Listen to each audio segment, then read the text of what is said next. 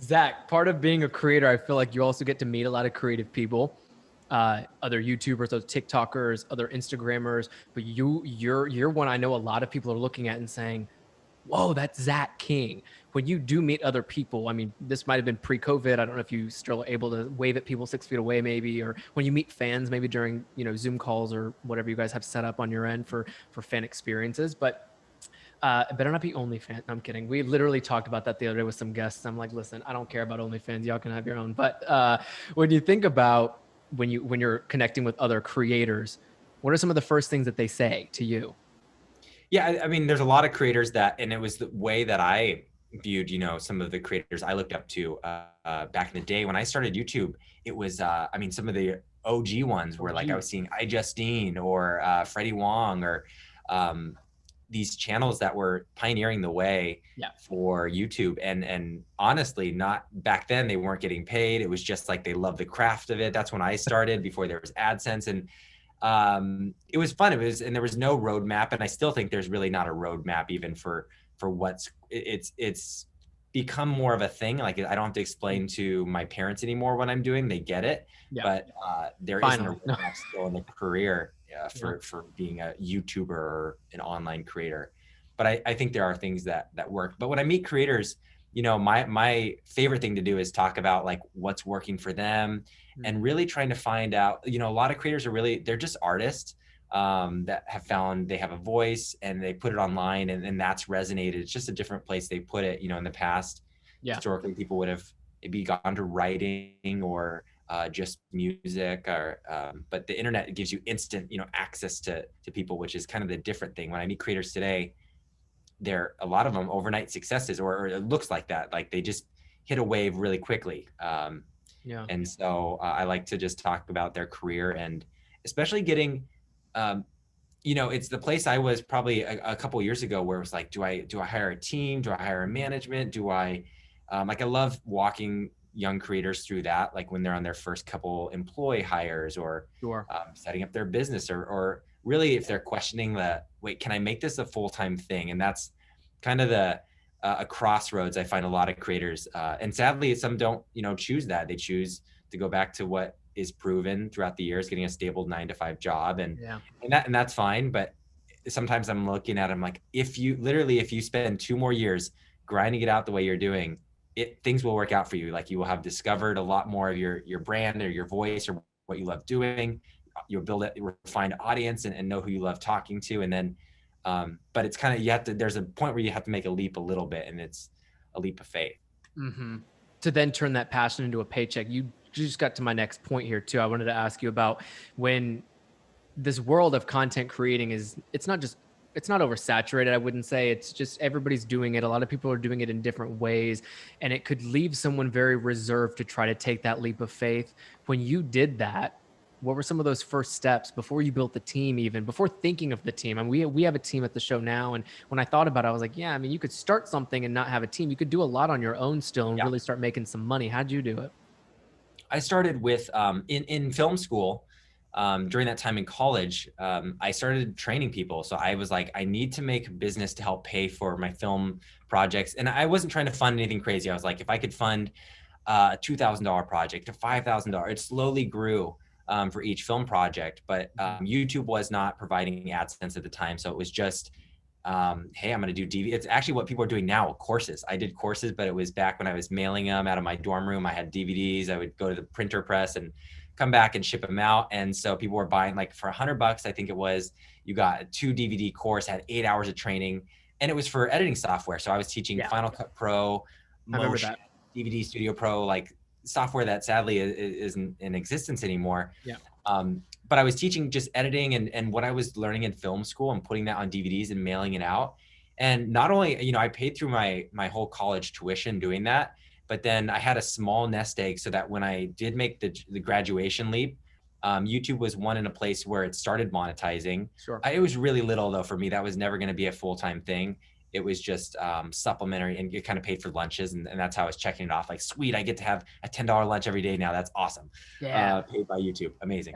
But then the DVD courses for me were my main source of income. I actually thought when I graduated, I was dabbling in YouTube pretty full time. Yeah. But the DVD course is what were paying the bill. So I was like, I might do this, could be my career for the rest of my life. And I knew training, lynda.com was pretty massive I back remember then. that. Linda with a Y. Lynda, and I think Skillshare was just starting to come up, and I was like, Udemy was up, Yep. and I was like, I could be a teacher for like I just went from college. I guess I could go to teaching for the rest of my life, and then eventually build up a nest egg to build my own feature film or fund it. That was my goal.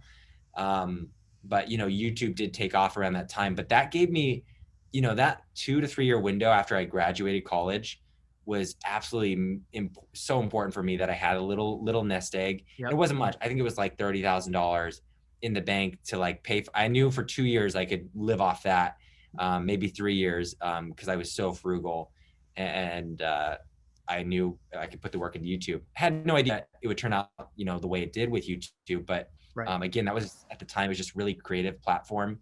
I loved what I was seeing for other creators do. And I had other mentors like Freddie Wong and Brandon Lash and people to talk to about like, how do I make this a potential thing? How are you guys getting brand deals and walking through that process?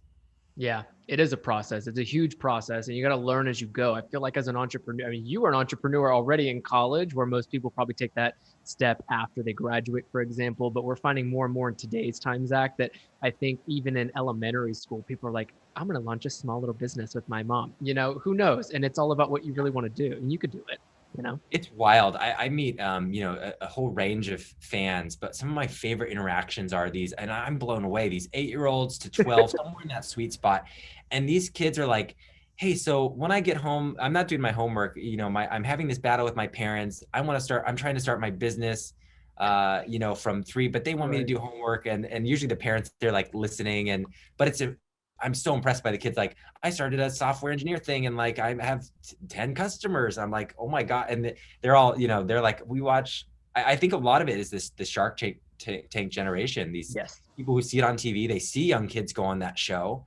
And even with the whole stock market now, like a lot of these 12-year-olds are becoming investors, which is a whole other thing. We don't, it's cool though. I think the younger you can start, I mean, they have the tools to do it and reach the world. There's a lot of responsibility, sure, that comes with that, but that to me is also on the parents right there. So, I totally want my kids, when they're whatever age, they have a business idea, like put it online and see if they can turn into something. That's like the best education. Yeah. Never too early to start, man. Could you imagine? I wish when we were younger, actually, I don't wish, I think our lives played out just fine. But if we were younger, should we have had some of these tools? You know what I mean? Because even Final Cut for back then was a simple tool. Now you got the cloud, and the cloud is so much more complex, and the tools are just there, and the universe is at your fingertips with these things. And that's where we're at. Yeah, each generation seems like they have their own opportunities. Like for me, and I don't know if you did this, but I still had my versions of businesses. They were kind of more standard, but to pay off that first camera I showed you, which was $4,500, $5,000 or something like that, I mowed like hundreds and hundreds of lawns, and it was just like the thing was Microsoft Word. I'd make a really cool flyer. And there was also something about like being 12 was really easy to get business. If you go up to a neighbor, like you're either suckering them into it, or like they have pity on you, or they just want to support a kid. So I just remember all the cookies, how can you say no, even if the cookies weren't good, which they are. But like these cute little elementary kids, like, will you buy a cookie? And you're like, oh, that smile. Okay, of course. I grew up in a military base, and I'll never forget doing paperboy work. Oh, I loved it because I'd be in the snow. I like the snow in Japan. And I remember tossing actually having a paper route.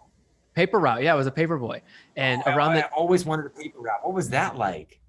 We should go do it. When I come out to LA, we're going to take a paper route. I always imagined as a kid, paper route, every time I threw the paper, it's like ka-ching, 10 cents or whatever it was, 5 cents. Not even that. Listen to this. They tip you very well. Because you're young, you're in the snow, you're giving them their daily paper. And so when you do make your routes to, I think at some point it was on maybe a biweekly or monthly basis, I would have to knock on their doors and resubscription. Do you want to continue with us? And they would always give me tips. And I'm talking $50, Zach. So same with you. When you get that cha-ching, man. That's wild. But we were young. That's what we had to do. Remember?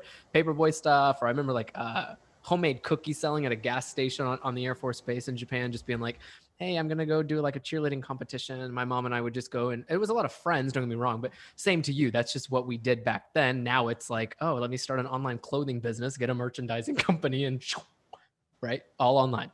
Yeah, it's wild.